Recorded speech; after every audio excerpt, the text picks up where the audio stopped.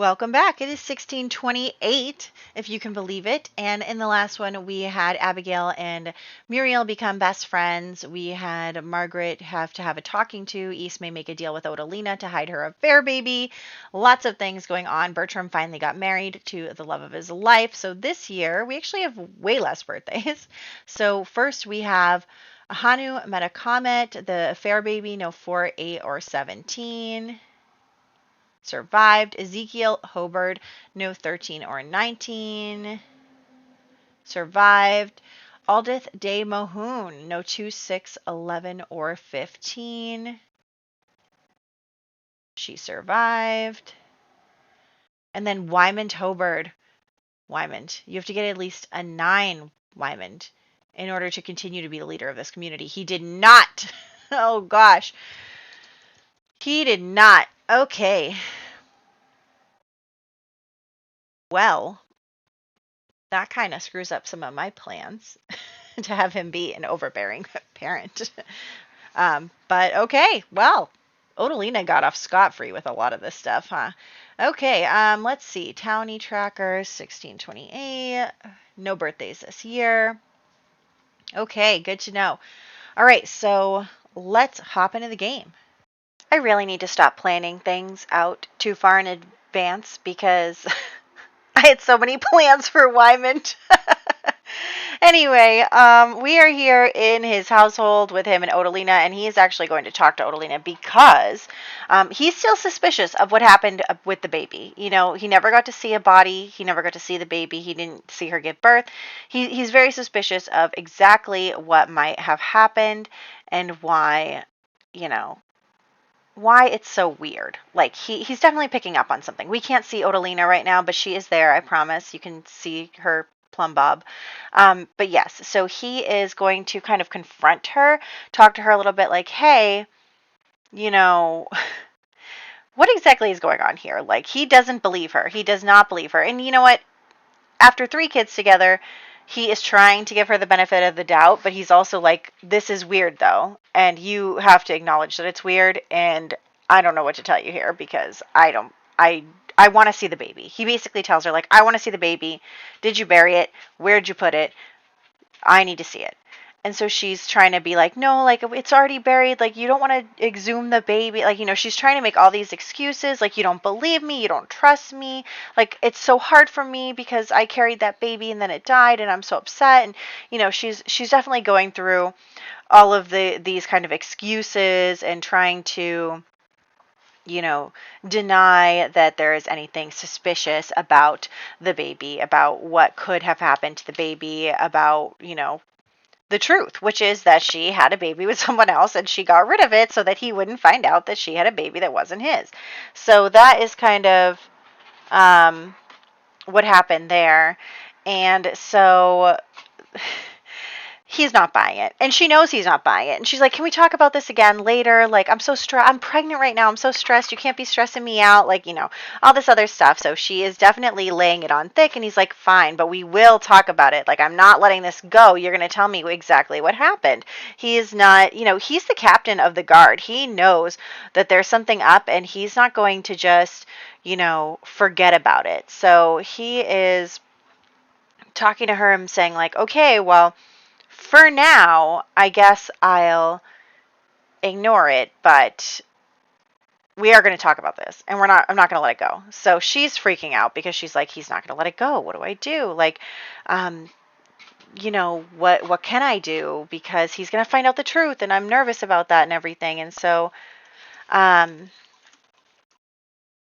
basically she needs to figure out what to do about this. And so she has really no other option in her mind but to poison him. So he goes to have his meal that night and you know, she added poison to his meal, trying to make it look like maybe he had a heart attack or something. He is getting older, right? So you know, he is a bit older, and so she basically poisons his meal, and of course he doesn't, you know, die immediately, so it looks a little better for her that he didn't just like take a bite and then drop dead. Instead, he, had some time. He was playing with the kids and stuff, and then he died. So that's how we're saying he died. Odalina poisoned him to get out of the consequences of her actions. She she was very worried that he was going to find out the truth and that he was going to figure out what happened, and she is not interested in getting caught with that situation or anything. So she is basically getting rid of him. I don't know why she changed into that outfit. Okay, so now we're going to have the funeral. Wyman was the captain of the guard. He was the leader of the community, and so he is. I had all these plans for you, Wyman. Like I really did. So, but he is going to get this nice funeral that we actually haven't really had for really any other Sims, in this location. So Peter is going to play the piano for them because, like I said, he's a music lover. The dog is crying. Come here. Why are you crying? Attention. They always want attention. But yeah, so she's basically playing the part of, the dutiful wife who lost her husband. She's wailing, she's crying, she's, mournfully eulogizing, if that's even a word. But, they're having this big funeral and everyone's, having a moment of silence, lighting candles, all that stuff. So she is playing her part pretty well and basically showing off that she is very sad that she lost her husband and the father of her children. So she is doing that. So she is crying. And I think part of her is sad because this is a loss of the person that was taking care of her, and the children. And like, yes, she's in control until her son gets older, but like, obviously she's not going to be the community leader or anything. So that is definitely something that she realizes that she is going to lose, some of her power in this case. But, it's better than the alternative because she would for sure be banished for what she has done. So she is not interested in having those consequences, but, she sees that there are consequences to her actions. I already figured out who's gonna replace him, but I had these plans for Wyman. I had these plans where he was gonna like mentor Abraham because Abraham wants to be in the guard and all this stuff. He was gonna be like a bigger presence in our main family's lives, but that's okay. That's okay. We can replace him. We can replace him with someone else. And then also you can see here that I'm just having Odalina kind of go into the crypt and explore the crypt, but I haven't really done that yet, to be honest, with this pack. But anyway, she's going to explore the crypt, but she is really going to be like mourning and really thinking hard about like that her actions did have consequences. So like while her actions didn't have the consequences she was afraid of, they had different consequences, right? Like just because she is going to lose her status, she's going to lose her power because of, not having a husband, not having, the man of the house taking care of her children and taking care of her and leading the community and everything. So, yeah, she has lost her status, but she has not gotten banished for, hiding an affair baby. So the consequences are less, but, there's still ramifications there. Anyway, let's head over to our replacement, which is going to be Humphrey. So someone actually, I forget who, please remind me in the comments. Someone actually commented on my one of my videos because I am a bit ahead now. I'm like 2 cycles ahead of of my 2-week increments. So like I've got like right now for me, I think I have like 3 weeks ahead, but like I said, I can only make videos every other week. But anyway, besides the point, someone commented on one of the videos like, hey, like if you're looking for a reason why Humphrey would have come here, it could be related to Humphrey trying to woohoo Peter. No. It could be related to the fact that Humphrey is, the heir to a marquis. He's pretty high in status. Maybe the king wanted him to oversee things. So I think that that's a great idea. When looking for a replacement for Wyman, I was like, you know what, you're right. Like, let's make Humphrey the replacement. Maybe Wyman had started off as the leader because he was older. Humphrey was still a teenager at the time. He was still very young. So now he's older, more established, and he is kind of doing this work now instead of Wyman, for Wyman, and on behalf of the king. So that is what we have going here, Humphrey is going to be the replacement. He does have two sons of his own, and he still has his younger brother Bernard living with him, who is the last Sim that, of that generation that needs to go and get married. So basically, they're having, their church service, and Humphrey has had his first kind of, time up at the podium where he is the one who is speaking to the community and everything. And he feels like, he feels good because he always felt very strongly about the situation where he wanted to make sure that he could, live up to his own expectations of, being a future marquis, and feeling very strongly about that responsibility as a noble, as a titled noble. And so it makes sense that he would feel a very strong responsibility here. And not only that, but he is going to come and talk to Odalina. She is pregnant still. She was pregnant when her husband died. But he's going to come and talk to her and basically be like, you don't have to worry about anything. Like, I, really respected Wymond, and we're going to make sure you and your children are taken care of. Like, you don't have to worry. I'm going to make sure that everything's okay, and I'm going to take care of you and your family. And he takes on that responsibility there. So feels very strongly about taking on that responsibility, taking over that role, because he feels like he's stepping into Wymond's shoes. And also in that way, he wants to make sure that Wymond's family is taken care of. So that is what's going on there. And also, you can see, actually, Humphrey and his wife are having some issues. Like, I know it's not just because he tried to woohoo Peter earlier. It can't be, right? I don't know. Maybe it is.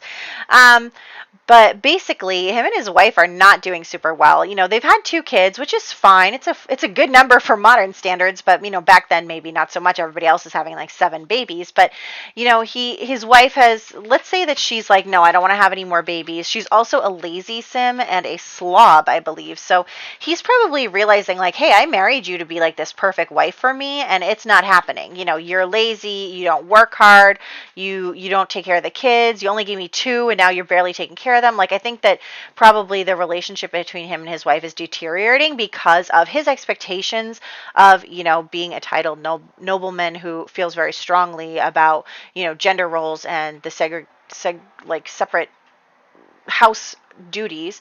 So basically, him and his wife are not having a good time. Anyway, so also because of that feeling that he is going to pull Solomon aside and talk to him and be like, hey, like, I noticed that you aren't really schmoozing with the ladies. Like, I noticed that you aren't really focused on trying to find a wife, and you really should, because you're aging up soon. So like, that's something you should focus on. And Solomon's like, yeah. We know that Solomon and Bernard are together, and we know that Solomon's not rolling to get married, but basically, Humphrey's kind of putting the pressure on Solomon, like, hey, like, this is your duty. And back then, of course, they felt like it was a responsibility to get married and have more children who would then follow in their faith. And so, he's kind of pushing those beliefs onto Solomon and being like, look, you need to do this. Like, you need to get married. You need to have children. That's your job as a person. Like, that's your reason for existing, is to take care of your family and, make a family and take care of them. And so Solomon is just kind of like, because he obviously is not very interested in that. He has Bernard. He wants to be with Bernard. He does not want to, marry some random woman, and, he's just not interested in all of that. So he is actually going to, well, we're going to get through the night because obviously we can't hang out with anyone in the middle of the night. But, he's going to think on that a bit. He's like, what, I need to talk to Bernard about this. I need to talk to him. Oh my gosh, why is your relationship with each other so bad? They're so bad. So yeah, we're just going to get to the morning so that we can have him and Bernard get together and, think about what they're going to do for their future. So he is going to call Bernard, and they're going to come and see each other, and they're really happy to see each other because they're so in love. Look at how, like, complete their friendship and their romance bars are all the way up. They love each other very, very much. And, Solomon, he's even sad already. Oh my gosh. In preparation of this conversation, Solomon is going to tell him about the pressure he's been getting from Humphrey. And then also, like, Bernard has been getting that own pressure in his own house. I'm going to be honest, Bernard. I don't remember who you live with. Oh, shoot. Wait. Bernard. I just got Bernard and Solomon mixed up for that whole time. I'm so sorry. Just every time I said Solomon, replace it with Bernard. Because Solomon is Elliot's brother. They are Waldrick's. Bernard is in the Dubois family. Dang it. Okay, well, just trust me. Okay, just trust me. That you know what I mean. You know what I mean. Also, we're having some babies start to be born. There are 3 babies that are going to be born this year. The first one is Silas Hobart, who is from Peter and Christina, and who has been born successfully. The second one is Odalina's baby that she was pregnant with, and unfortunately that baby did not survive. I suppose all of the stress of everything has probably gotten to her, and it did not help. So there's that. And then anyway, so Bernard and Solomon are talking. Oh my gosh, I cannot believe I did that whole time. Bernard and Solomon are talking, and they're talking about how, like, you are going to have to, we're going to have to find wives. Like, what can we do? We could run away together, but like, then what are we going to do? Like, if we want to be a part of society, if we want to, have all of that stuff, like, we have to get married, we have to have kids, whatever. And so they're talking about that because they, they know that if they want to participate in society, that is something they are going to have to do. And otherwise, they are going to basically get ousted or have to go live somewhere else by themselves. And it's really, really tough to live like that, on your own when you could have a community helping you. Obviously, it's not like they can just go somewhere else. There's nowhere else. There's no one else to go stay with. There's no other community. There's this one. And those are their options. And so that is something that they have to talk about together, about what they're going to do for their future and, whether or not they're going to get beards, basically. So meanwhile, back at our house, we have Margaret doing all of the chores per usual. Priscilla helping, but not like being super helpful, like helping enough, like, being helpful, but not, being able to pull as much weight as Margaret can. We have Muriel apparently laughing and playing right next to her. That stinks. And some of our plants have died, so obviously Margaret is having trouble keeping on top of everything that is going on. She is struggling to keep all of these plants alive and to focus on that and also be taking care of everything in the house and her siblings and, with only Priscilla really helping her. And so she is noticing, in just a moment, we'll get to that. But yeah, so Margaret's having a tough time. She is definitely at the end of her rope. She's trying to not get mad because she knows that, Wyman had scolded her for not being ladylike enough. And so, she's trying her hardest here, and it's just not, it's not going well. It's not working because obviously it's too much for her, and Ismay should be helping out, and she's not. And so she kind of sees the boys like just playing and goofing around. Also, Highway and Bertram's baby did not survive either, unfortunately, but they have plenty of baby tries. But yeah, so she notices the boys kind of goofing off over there, and she's going to come and yell at them. So she's going to, she's trying really hard to not, let that kind of anger take over her, but it's hard when you're working so hard and you're failing and you feel like you can't keep up and you're drowning, and then they're just like having fun over there. So she's going to go and come and scold them and be like, you guys can't even help. Like, what are you doing? And everything. Like, me and Priscilla are doing all the work. And the boys are like, oh, that's lady stuff. Like, you have to do that. And, we're going to be in the guard. We're going to be cool. We're like working on our pull-up game. I don't know. I'm just making stuff up. So she is really upset because she's like, seriously, like, you guys can't even help a little bit? Like, why am I doing everything? And it's kind of this environment that's been fostered by Ismay and kind of perpetuated by Muriel, is that, Margaret's going to do all the work and everybody else is just going to sit back. And Priscilla is very kind and proper and trying to help out and be a good wife, but like a good future wife. Like, I feel like Priscilla being proper is like the ideal woman so far for men. But poor Margaret is just like really struggling because she gets all, like, Priscilla doesn't get in trouble like Margaret does. And that's because Margaret is older and has more responsibility, and also Ismay already doesn't like Margaret. So it's very tough. Margaret, our matriarch, our main sim here, is definitely struggling with this whole thing. So there's that. Next, we're going to do birthdays. So there are not that many birthdays this year. There's only 4. We have Silas Hobart being born and becoming an infant. Hanu Metacomet becoming a toddler, is who I apparently don't have any CC that's good for him for, so I just kind of had to wing it.